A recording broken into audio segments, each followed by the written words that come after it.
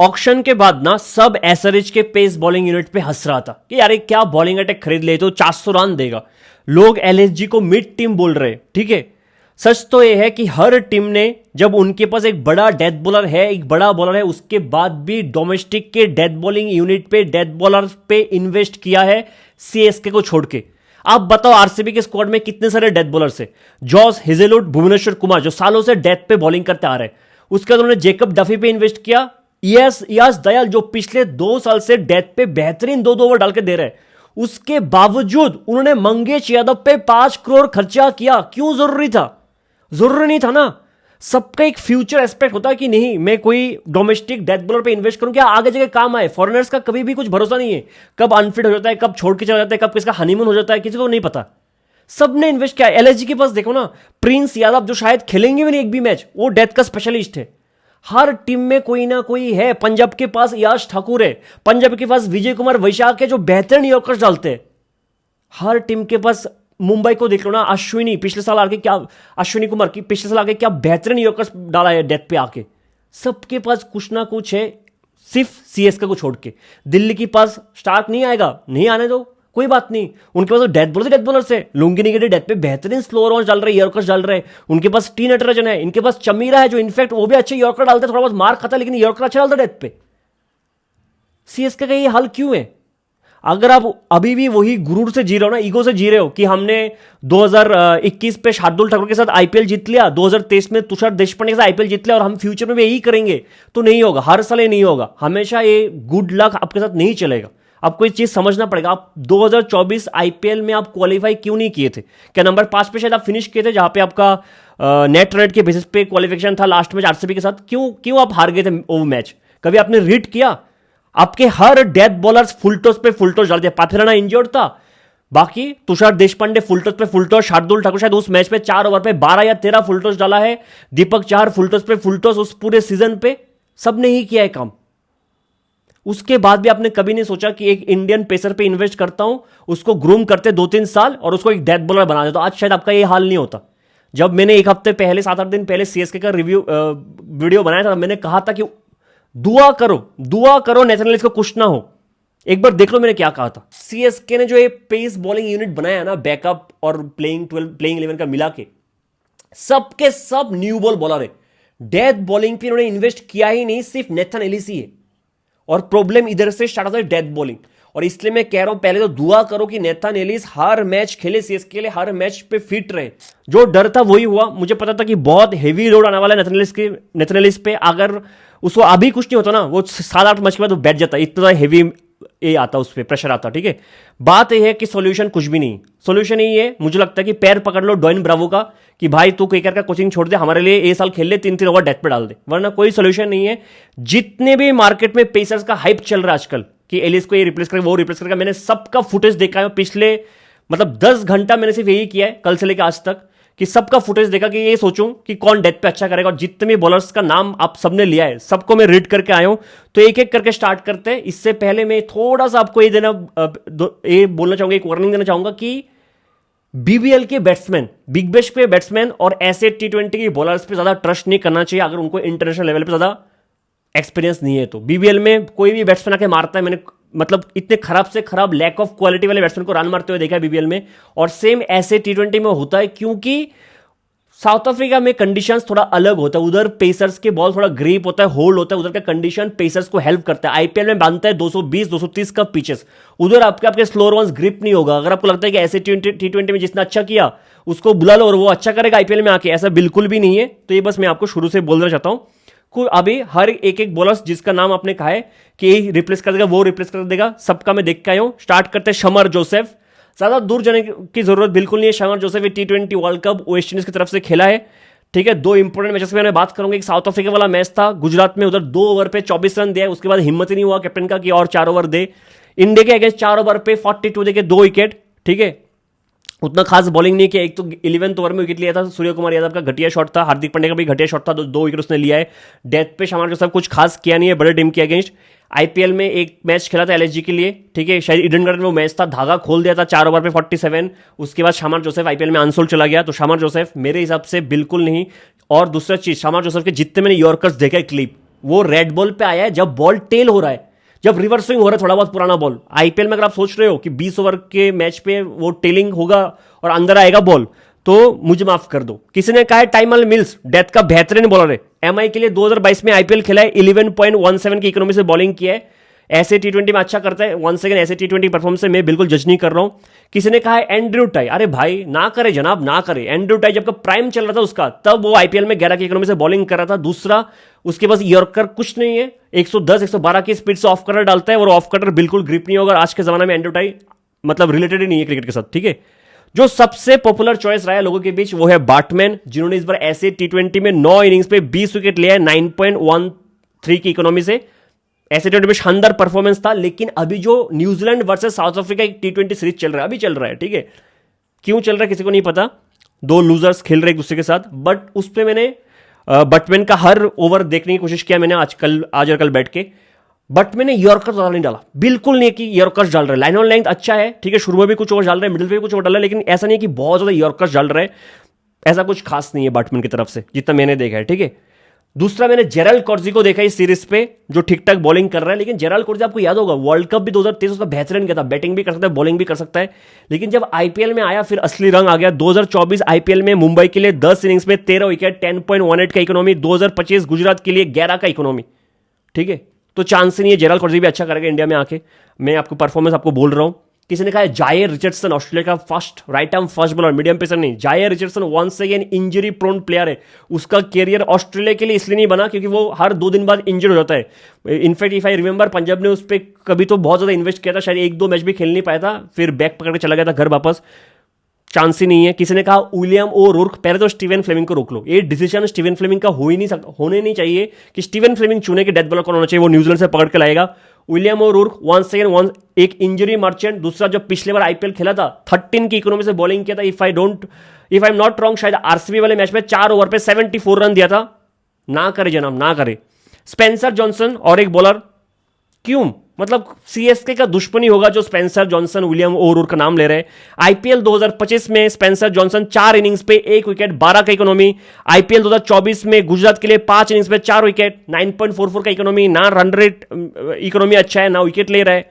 मेरे हिसाब से जो बेस्ट चॉइस होता वो था नवीन उल हक, जिसको स्विंग मिलता है, सीम से थोड़ा शुरू में अच्छा मूवमेंट मिलता है और यॉर्कर्स भी अच्छा करता है। उसका एक्शन में थोड़ा पिक करना डिफिकल्ट है। लेकिन वन सेकेंड शोल्डर इंजरी के बाद शायद अभी रिकवर किया है। वन सेकेंड एक इंजरी मर्चेंट जिसको चेन्नई इग्नोर करना चाहेगा कि 2 मैच खेल के बाहर चला जाए, चाहिए नहीं, ठीक है। और एक बॉलर का नाम अफगानिस्तान से आया है सामने, वो है फजहल फरूकी। क्यों? आईपीएल में पिछले साल राजस्थान के लिए 5 मैच खेले, 1 विकेट नहीं लिया है, 12 का इकोनॉमी। फुल टॉस पे फुल टॉस डाल रहा था सुपर ओवर में साउथ अफ्रीका के अगेंस्ट। ना करे। एक ढंग का बॉलर जो मुझे मिला है वो है यूएसए से शेडली वेंस कैल्विक। टी20 वर्ल्ड कप में 13 विकेट शायद लिया है, 4 विकेट बड़े टीम के साथ लिया है। एक इंडिया के साथ 4 विकेट, एक पाकिस्तान के साथ 4 विकेट। मेरे चारों विकेट देखने की कोशिश किया, चारों स्पेल देखने की कोशिश किया। अब मैं कहता हूं इंडिया के साथ जो 4 विकेट लिया है उसमें से पावर प्ले में 3 विकेट ले लिया था, ठीक है। जो 6th ओवर था, पहले ईशान किशन को ऑफ कटर डाला था वाइड आउटसाइड हिज रेंज, उधर आउट हुआ था। फिर तिलक वर्मा को hit the deck slower off cutter, उस पर वो तिलक वर्मा आउट हुआ। फिर शिवम दुबे को स्लोअर बाउंसर, 3 स्लोअर बाउंसर पे आउट किया। डेथ पे 1 ओवर डाला उस दिन, 12 रन दिए और 1 विकेट लिया है। इंडिया की बात करो। फिर पाकिस्तान के जहां पे मैच खेले 2 ओवर पावर प्ले में डाला है, 1 ओवर मिडिल पे डाला है, डेथ पे 19th ओवर डाला है जहां पे 6 रन देके 2 विकेट लिए। तो पूरे टी20 वर्ल्ड कप में बड़े टीम के अगेंस्ट कैल्विक ने डेथ पे 2 ओवर डाला है, उसमें से उसने रन दिया है 18 रन और विकेट लिया है 3, विच इज गुड। 2 ओवर में 18 रन 2 विकेट्स। लेकिन और एक चीज जो मुझे समझना पड़ेगा, इसमें कहीं यॉर्कर्स था ही नहीं। कैल्विक ने एक भी यॉर्कर नहीं डाला है। 8 ओवर्स में देखा है उनका फुटेज, 8 ओवर में एक भी यॉर्कर्स नहीं है। ऑफ कटर पे ऑफ कटर, ठीक है। और ऑफ कटर शायद उनका रीड करना थोड़ा मुश्किल, जैसे कि हर्षित राणा अगर आप देखो केकेआर के लिए यॉर्कर ज्यादा ऑफ कटर डालता है, स्लोअर वन ज्यादा डालता है। लेकिन आपको ये चीज समझना पड़ेगा, जो वर्ल्ड कप के पिचेस पे कैल्विक ने अच्छा किया है वहां पे बॉल बहुत ज्यादा ग्रीप हो रहा था। आई डाउट कि आईपीएल में एक भी पिच में बॉल इतना ग्रीप होगा, और होगा भी तो शायद फर्स्ट हाफ के बाद ही होगा। तो क्या आप रिस्क लोगे? आई डोंट नो, लेकिन एक अच्छा चॉइस हो सकता है, ठीक है। उसके ऑफ कटर पिक करना पूरे वर्ल्ड कप में सबको मुश्किल किया है, और डेथ पे 2 ओवर डाला है इस वर्ल्ड कप में जहां पे अच्छा किया है, ठीक है। एक बॉलर का नाम आ रहा है, वो है बेन सीयर्स, न्यूजीलैंड से। 1 सेकेंड हाई चांस है कि उसको बुलाया जाए। अभी जो New Zealand versus south Africa series हो रहा है, वन सेकंड क्यों हो रहा है पता, किसी को नहीं पता, लूजर्स वर्सेस लूजर्स। 3 इनिंग्स पे 5 विकेट लिए, 5.75 का इकोनॉमी। मैंने बेन स्टोक्स का जितना भी फुटेज देखा, ज्यादा टेस्ट मैच से है, अच्छा अंदर बॉल लेके आता है, लेकिन यॉर्कर उतना है नहीं।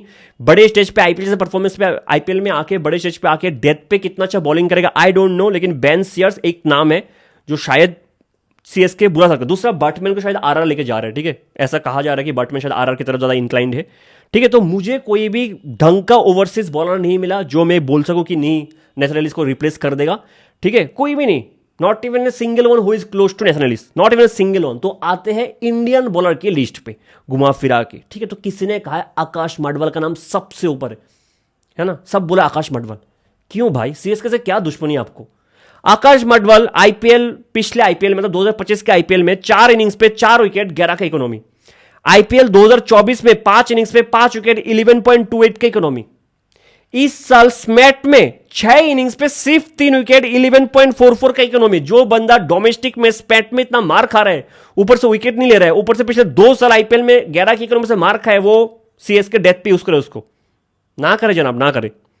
तो सब कुछ देख के मैंने सोचा कि सीएसके शायद जाएगा इसके साथ जाएगा, बेन स्टोक्स के साथ, या फिर शायद रिचर्ड ग्लीसन के साथ वापस जा सकता है, जो ऐसे T20 में सीएसके के लिए खेलता है। वो भी हालांकि डेथ का अच्छा बॉलर नहीं है, सीम मूवमेंट उसको अच्छा मिलता है, लेकिन डेथ का अच्छा बॉलर नहीं है, ठीक है। तो घुमा फिरा के मैं जो सोच रहा हूँ, अभी मेरे पर्सनल टेक्स है, जो बॉलर्स का नाम आपने लिया मैंने सबको देख चुका हूँ, कोई मुझे खास नहीं लगा। मेरा एक चॉइस है अंडर 19 वर्ल्ड कप जब हुआ था इंडिया का, जहां पे शिवम मावी भी था उस वर्ल्ड कप का पार्ट, उसमें एक बॉलर था जो पिछले साल सीएसके के लिए था, इस साल उन्होंने रिलीज कर दिया, वो है कमलेश नागरकोटी, जो अंडर 19 वर्ल्ड कप उसका इतना इंप्रेसिव था, उतना प्यारा बॉलर था। उसके बाद उसको इंजरी हो गया था, फिर he was not the same bowler anymore. But Kamlesh Nagarkoti इस साल स्मैट में 8 इनिंग्स पे 13 विकेट लिया है 8.95 की इकोनॉमी से, और ये मुझे हमेशा अच्छा लगता है। थोड़ा सा शायद मैं बायस्ड हूं उसकी तरफ, लेकिन मुझे लगता है कि कमलेश नागरकोटी आपके साथ ऑलरेडी 1 साल काम कर चुका है, तो ऑब्वियसली कुछ तो आपने ट्रेनिंग दिया होगा ना उसको, तो उसको वापस बुला लो। इफ नॉट सीएसके के ऑलरेडी स्क्वाड पे 2 बॉलर है जो अच्छा कर सकते हैं। एक मैंने पहले भी कहा, अंशुल कंबोज अपने डेथ बॉलिंग पे पिछले 1 साल पे बहुत अच्छा काम किया, जो मैंने उसको विजय हजारे में देखा, जितना मैंने उसको स्मैट में देखा।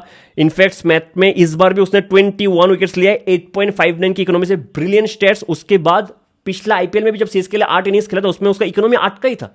इकोनॉमी 8 का होना इज ग्रेट, ठीक है, मुझे ज्यादा नहीं चाहिए।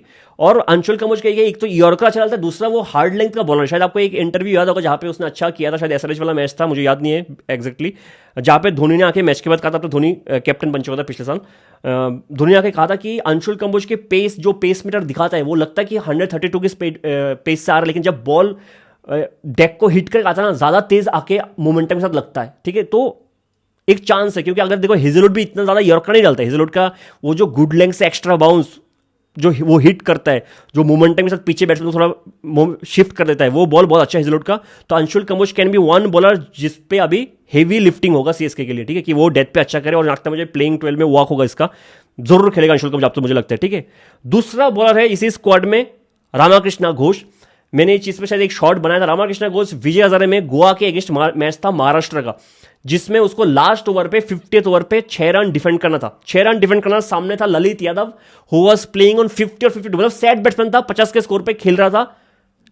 रामाकृष्ण घोष ने वो लास्ट ओवर 6 रन डिफेंड करते हुए मेडन डाल दिया था, जिसमें 2 यॉर्कर था और बाकी बॉलिंग लैंग्वेज उसका बहुत अच्छा था। तो रामाकृष्ण घोष जो बैट से भी बहुत अच्छा कर रहा है, विजय हजारे में बॉल से बहुत अच्छा किया। इनफैक्ट उस मैच पे 48 ओवर और 50th ओवर दोनों ओवर उसने मेडन डाला है। तो एक चांस है कि रामाकृष्ण घोष को अब अच्छे से ग्रूम करो, चांस है। और कोई बात नहीं, इस सीजन अगर खराब गया तो खराब गया, इससे बेटर कि बाहर का कोई खराब बॉलर ले लो, हमारे डोमेस्टिक के प्लेयर्स को ग्रूम कर लो, ये बेटर है आपके फ्यूचर प्रोस्पेक्ट के लिए। बाहर का प्लेयर आज रहेगा कल नहीं रहेगा, किसी को कुछ नहीं पता, क्यों उन पर डिपेंड करना। आपके पास है रामाकृष्ण घोष, आपके पास है अंशुल कंबोज, उनको ग्रूम करो, उनको प्रेशर पे डालो कि वो अच्छा करे, जैसे आपने क्रिस मॉरिस के साथ काम किया था। सीएसके की हिस्ट्री में कितने सारे बॉलर्स है जो पहले किसी को नहीं पता था, जो आके डेथ पे अच्छा किया है। Chris Morris is one such name, जो आप शायद साउथ अफ्रीका को पता नहीं था पहले आईपीएल से पहले कि क्रिस मॉरिस डेथ पे अच्छा बॉलिंग कर सकते हैं, ठीक है। तो दिस आर द 2 बॉलर्स मैं देख रहा हूँ, अंशुल कंबोज और रामाकृष्ण घोष। अगर आपको रिप्लेसमेंट चाहिए तो I will go for Kamlesh Nagarkoti, once again an Indian pacer. आपको कोई बाहर से चाहिए तो शायद वेंस कैल्विक, जिसका ऑफ कटर बहुत अच्छा है, या फिर आप जा सकते हो इसके साथ सीएस के साथ, आई डाउट कि कितना अच्छा वो करेगा। बाकी कोई भी बॉलर जिसका नाम ले रहे हो वो अच्छा नहीं, मुझे नहीं लगता कि अच्छा करेगा। बर्टमैन मुझे लगता है कि अच्छा कर सकता है, विकेट वो लेगा, वो बाउंसर डालेगा, स्लोअर ऑफ कर डालेगा, थोड़ा बहुत ट्रिक्स है उसके पास। मैं नहीं कहूँ खराब बॉलर है, अच्छा बॉलर है, ट्रिक्स है उसके पास, लेकिन यॉर्कर उतना नहीं डालेगा, तो प्रेशर पे अगर उसको कोई मारेगा तो फंसेगा, ठीक है। बटमैन का ये, लेकिन वो विकेट लेगा, बटमैन विकेट लेगा, शायद इकोनॉमी भी रहे 11 का, लेकिन विकेट भी लेके जाएगा 17-18 अगर पूरा सीजन खेलेगा सीएसके के लिए तो। लेकिन मोस्टली शायद वो आरआर जा रहे हैं। बाकी एक लास्ट ऑप्शन है एमएस धोनी का जो एक हुक्का पार्टनर था बहुत पुराने जमाने का, मोहित शर्मा। तो क्या मोहित शर्मा को आप बुला सकते हो? एक चांस है, क्योंकि अनसोल्ड गया है, रजिस्टर भी किया अपने आप पे। और मोहित शर्मा का एक रिडेम्पशन हुआ था 2020 में, खेला था आईपीएल, उसके बाद 2023 में आके गुजरात के लिए कितना 27 या 24 विकेट लिया था, ऑलमोस्ट फाइनल भी जीता दिया था गुजरात को। अगर हार्दिक मोहित से जाके फालतू का एडवाइस नहीं देता, शायद मोहित तो ऐसा बॉल नहीं डालता जाडेजा को जहाँ पे गुजरात हार गया था। तो मोहित शर्मा एक चांस है कि फिर से लाओ, उनके पास ऑफ कटर है, उनके पास back of the hand slower होना है, यॉर्कर है, एटलीस्ट स्किल्स है डेथ पे बॉलिंग करने के लिए, मैं ये कह रहा हूँ, ठीक है।